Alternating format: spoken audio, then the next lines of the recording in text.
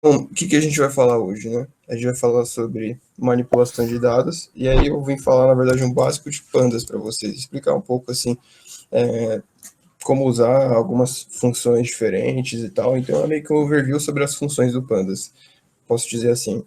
E, e aí eu separei em alguns tópicos, que vocês podem ver aqui na lateral.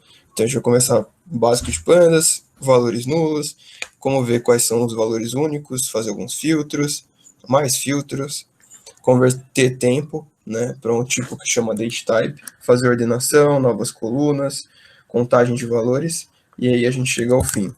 O meu notebook já está disponível aqui nesse link, se vocês quiserem dar um upvote também, é uma boa. Mas vamos lá.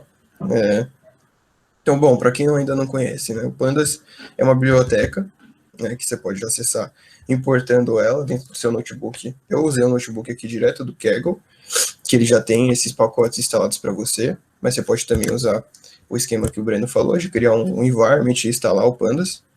E essa biblioteca basicamente permite que você faça alguma manipulação de dados, mexer com um conjunto de dados. E aqui no nosso caso a gente vai lidar com dados tabulares, né? Que no caso é uma tabela nesse esquema aqui. E são dados que envolvem inaugurações de metrô e CPTMs em São Paulo. Então, para começar, a gente precisa sempre carregar os dados, e aí a função do Pandas que permite fazer isso é esse read CSV. Aqui eu coloquei o caminho desse meu arquivo, né? Então, é um arquivo CSV, que tem esse formato tabular, e ele tem esse caminho até onde está o arquivo. E eu vou carregar ele nessa variável que chama data, e aí, bom, aqui está salvo já carreguei os meus dados, mas eu quero ver também a quantidade deles. E aí existe esse atributo que chama shape, que eu posso pegar e imprimir na tela, né, que eu estou dando um print, esse F aqui é só para dizer que eu vou inserir dentro dessa chave uma variável, e aí é um print dinâmico, basicamente, e aí aqui eu vou colocar o shape. E o que o shape diz? Que eu tenho 184 linhas e 5 colunas. E aí eu quero também ver essas colunas, né, pelo menos quais são, e alguns elementos, que também tem essa outra função que é o ponto head, que vai permitir que você veja os 5 primeiros itens nessas colunas, né? Que também, se você passa um valor aqui, por exemplo, 20, ele ia imprimir os 20 primeiros valores. E também tem uma outra função que é o tail, que também imprime os últimos, né? Então, seriam os 5 últimos, se fosse o tail aqui. Mas beleza, a gente já tem o nosso conjunto de dados, ele tem essas colunas, ele tem a... Vou dar um zoom aqui também para ficar mais fácil de ver. Ele tem essa coluna nome, construção, linha, inauguração e idade. Então, aqui no nosso cenário, a gente não está competindo e fazendo nada do tipo, mas se a gente fosse resolver algum tipo de problema, a gente já teria que começar a pensar em como manipular esses dados de forma que a gente conseguisse fazer alguma visualização, enfim, entender um pouco mais o que isso quer dizer, né? Mas a primeira coisa que você pode tentar fazer quando você está com um conjunto de dados é acessar um valor. Mas, em geral, quando você vai acessar um valor num array, em Python, você vai fazer dessa forma, né? Você vai dizer, me dá o primeiro elemento desse array. Só que isso não dá certo quando você está falando de um data frame. Porque aqui ele vai tratar esse zero como uma chave, não como um index, de onde está aquele lugar, o que está guardado naquele lugar. Para a gente acessar isso no Pandas, a gente pode usar, tem outras formas, mas você pode usar o iLock, que aí ele vai te dar o item que está naquele index. Então, aqui o nosso primeiro item é a estação de CPTM de Francisco Morato, que se você verificar aqui também é a mesma. É o primeiro item do nosso data frame. E além disso, acho que uma coisa inicial que é sempre importante é você tentar descrever um pouco os seus dados, e o Pandas também já te dá essa função que chama de describe, que ela vai primeiro olhar os dados numéricos.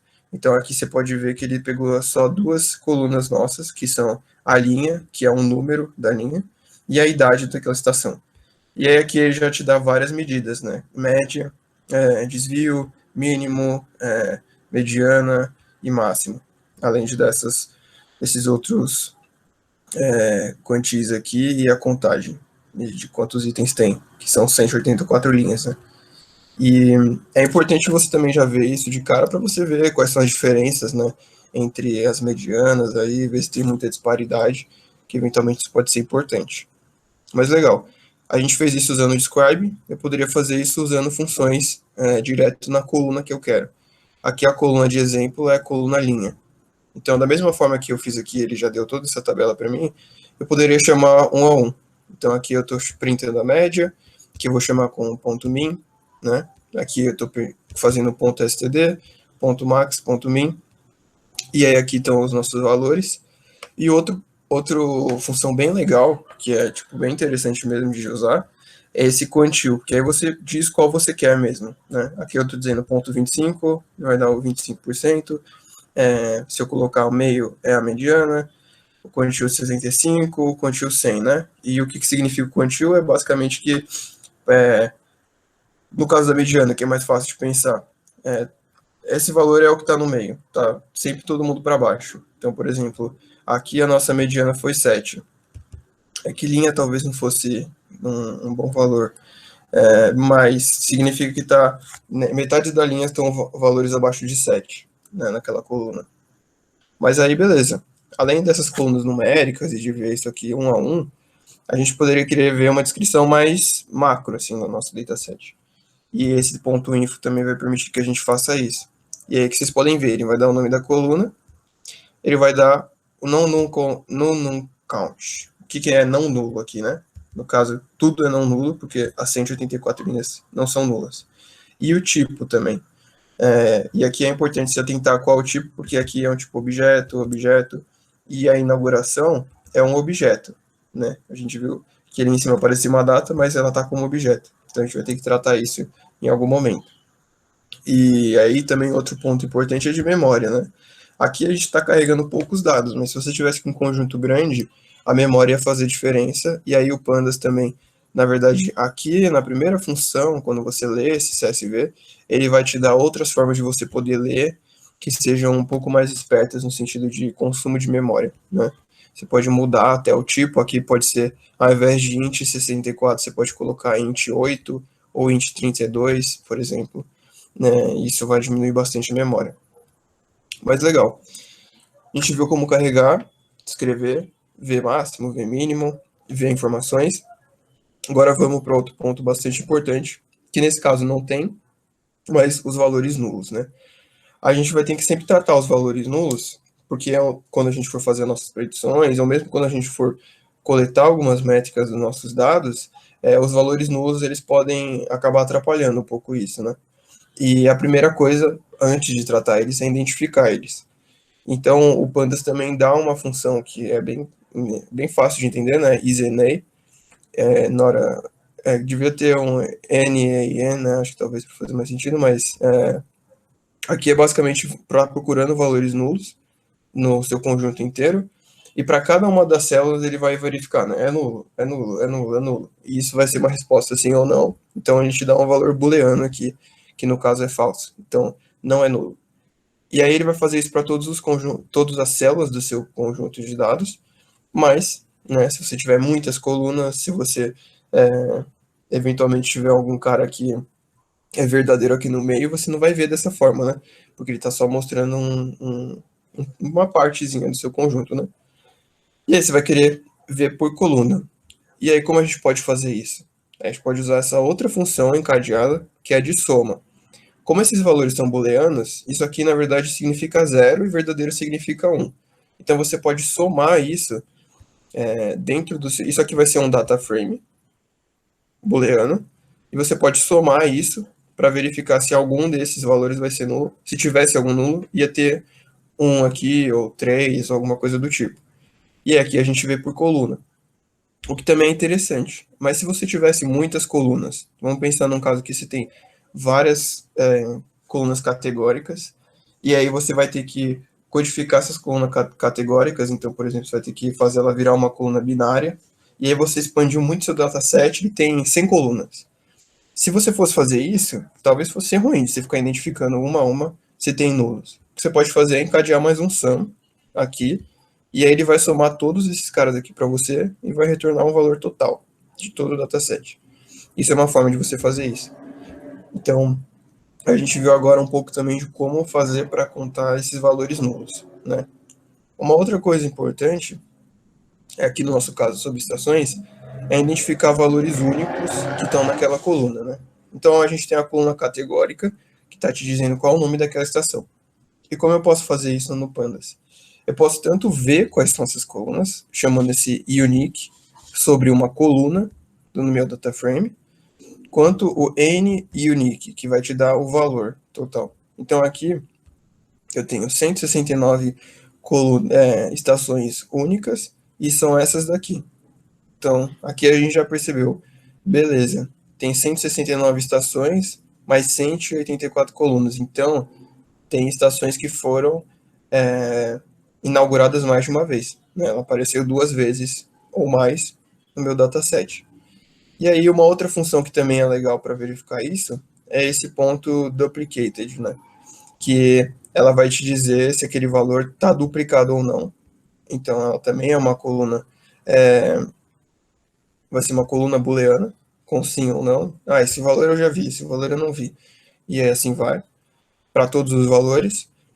E aí, além disso, né, de novo, aqui eu não vai ser muito útil, porque aqui eu não consigo ver no meio, se tiver ou se tiver muito valor, já não dá para ver e tal. Eu vou querer fazer isso de uma forma um pouco mais esperta, né? Eu posso filtrar, no caso, os valores aqui dentro do meu dataset. Então, a sintaxe é como: aqui é o nome do meu data frame, e aí eu vou abrir as chaves aqui para acessar elementos. Quais elementos eu vou querer?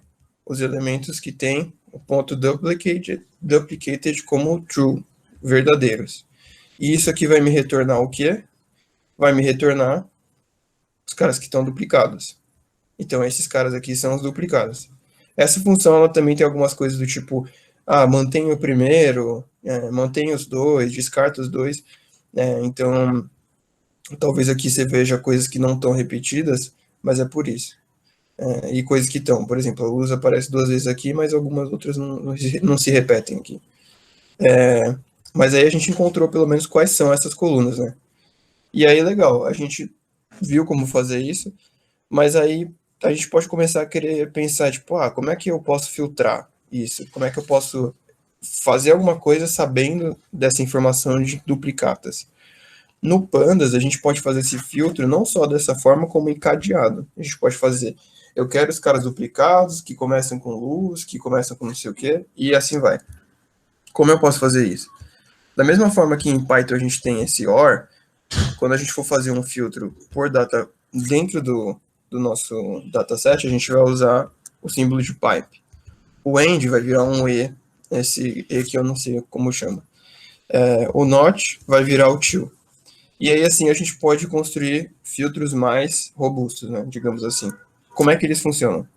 Assim, aqui eu estou dizendo o quê? Eu quero os caras que têm o nome Luz.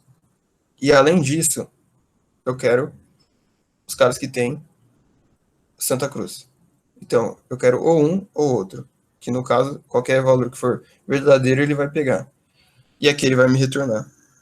Então a gente viu que esse cara chama Luz, esse cara chama Santa Cruz, esse cara chama Luz, Luz, Santa Cruz. Foi esse que ele selecionou do nosso dataset. Então, beleza. A gente viu que estava duplicado. Está duplicado aonde? Aqui, ó. Luz também era CPTM em 87, bem antigo. Aqui em 95 e 2000 de novo. Então a gente pode fazer isso direto com filtro. A outra coisa, né? Estações com nome Luz e construídas pelo metrô. Então, eu vi que tem 3 Luz, mas eu quero só as construídas pelo metrô. Então, eu quero o cara que chama Luz e que tá construção como metrô. E aí eu pego só os caras que são do metrô, certo? E é aqui de novo, né? Mas o oposto. Eu quero o cara que chama Luz, mas não é construído pelo metrô. Então eu vou fazer o E, colocar o tio aqui na frente e de novo fazer essa expressão aqui. E aí ele vai retornar só o CPTM, né? Então é uma forma da gente filtrar isso também, além dessa duplicated de normalzinho que a gente fez aqui em cima. Mas beleza.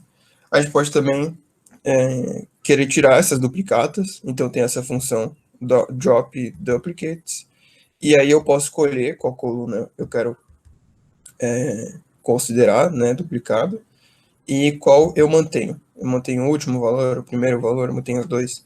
E aí também é possível fazer isso nessa função drop duplicates. E além disso, né, a gente aplicou aqui usando o nome, mas isso não se restringe, né? A gente pode querer, por exemplo, aqui as estações que têm mais de 40 anos. E aí ele vai me retornar um data frame que no caso aqui tem 88 colunas, 88 linhas. Eu quero só as estações mais recentes, dos últimos 4 anos, considerando aqui esse dataset. Então ele vai me retornar os que têm menos de 4 anos na coluna idade, que são essas aqui. E aí, legal. A gente viu um pouco também como filtrar, como mexer um pouco nesse sentido nos dados, né? Então, por exemplo, se eu quisesse filtrar por tipo, por idade, coisas desse sentido. Além disso, tem essa coluna aqui, inauguração, que a gente viu que ela é do tipo object. Ela não está no tipo que a gente vai querer que ela esteja. Por quê?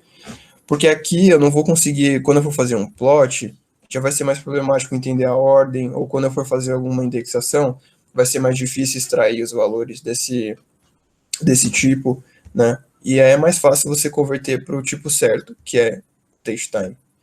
Então aqui a gente tem um trecho, né, dessa coluna, que a gente já viu lá em cima, e é bem simples para converter para esse tipo novo, que chama datetype. É só você chamar essa função do pandas, né? Aqui, olha, estou aplicando chamando pelo pacote, não pelo data frame, e eu vou dizer qual coluna que eu quero. Isso vai me retornar uma coluna nova. Eu vou substituir a coluna antiga por essa nova. Então eu vou dizer, a minha nova coluna de inauguração vai ser essa daqui. E é aqui vocês já podem ver que ela mudou. Ela é datetime e ela não é object. E é que a divisão também já está diferente, tá vendo? E aí, por que isso é legal? Porque eu consigo extrair coisas muito mais fácil. Então, usando também outra função do plano, essa datetime index, eu consigo chamar o ano, por exemplo, o mês, o dia, e tudo isso vão virar colunas novas aqui. Então, eu já expandi meu dataset aqui com 3 colunas novas, mais refinadas. Então, se eu quisesse pegar todo mundo que vem, que é só de um determinado ano, talvez fica mais fácil fazendo isso. Ou se o ano tem alguma correlação com alguma outra variável aqui, fica mais fácil de visualizar isso, ou até de um modelo predizer essas coisas com essa coluna aqui. Né? Não necessariamente todos, mas é legal saber disso. E aí a gente pode também querer ordenar por tempo, né? Aqui a gente vai começar da mais antiga até a mais recente, com essa função sort values, chamada na coluna, né? E aí aqui ele vai retornar uma nova coluna também. E aí aqui eu posso ordenar o meu conjunto de dados, considerando essa nova coluna que eu criei de datetime.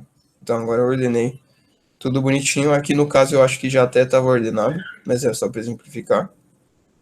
Ou eu posso ordenar também por nome. Então aqui aqui eu vou ordenar pelo nome da estação. Então aqui virou AACD servidor, que também é uma possibilidade. E aí, beleza. Também tem um errinho aqui que vale a pena lembrar, né? Aqui o A com acento está depois do V. Então, também tem que tomar cuidado com essa ordenação. E isso aqui, a gente criou um data frame novo, mas você poderia ter gerado in place com esse parâmetro aqui. E aí também, de novo, né? Tipo, a gente viu essas coisas, a gente viu como criar colunas novas, e aqui entra um pouco também daquela parte de criar novas features. Aqui tem um texto também que vocês podem ler depois e tal, mas de forma resumida a gente pode querer criar novas features baseado em algumas perguntas. Então, será que ser CPTM faz diferença se a gente estivesse pensando, por exemplo, no problema de qualidade ou eficiência de uma estação? Ser antiga ou nova muda alguma coisa? Isso são coisas que talvez você já conseguisse pensar. Tem coisas que talvez não. Por exemplo, o nome da estação contém Z, a idade da estação é par, ela foi inaugurada no mês do Natal. Essas coisas talvez não fossem tão óbvias, mas talvez fossem features que, se você gerasse de alguma outra forma, fizessem sentido para o modelo e te ajudassem em alguma predição. Aqui a gente vai só exemplificar como você poderia criar essas features, né, pensando em coisas assim, que é bem simples também. Tudo baseado em filtros. Aqui eu vou verificar quais são os CPTM e vou dizer que o tipo dela agora é inteiro e vou colocar numa coluna nova. É CPTM. Isso aqui vai ser mais uma coluna nova, que vai ser 1 se ele for CPTM e 0 se não for CPTM. E aí para as outras estão aqui também. Então, se a idade for maior do que 40, se o nome contém Z, se a idade é par, se o ano é par, se o ano é ímpar, desculpa, se o mês é o mês do Natal, se tá depois do segundo semestre, se tá nas férias, e aqui eu coloquei janeiro e julho, mas poderia ser qualquer coisa. E aí a gente já expandiu o nosso dataset em várias colunas aqui, ó. Tinham só 5 no começo. Agora já tem um monte, que podem ou não fazer sentido, mas é importante saber esse processo. E além disso, a gente já está chegando no fim aqui, a gente poderia contar um pouco esses valores, né, com esse value count. E aí a gente vai ver quantas foram inauguradas em 2018, quantas foram inauguradas em 75, porque eu estou dizendo que é sobre o ano, né? Isso também poderia ser uma coisa interessante de você visualizar e fazer algum plot, que é o que eu estou fazendo aqui embaixo, né? Que ficou meio pequeno, inclusive, aqui. Deixa eu ver se consigo até abrir, deixa maior. Aí aqui a gente vê que é 2018, 75, e aqui você vê os anos de inauguração dessas estações. E aí, basicamente, é isso. Vocês depois podem verificar o texto também, que vai ter mais algumas coisinhas aqui, talvez esteja até melhor explicado. E, em resumo, a gente viu basicamente como mexer, carregar dados, valores nulos, filtrar, passar para datetime, criar algumas colunas novas, e por fim, ver aqui como contar valores categóricos numa coluna. Mas é isso, gente.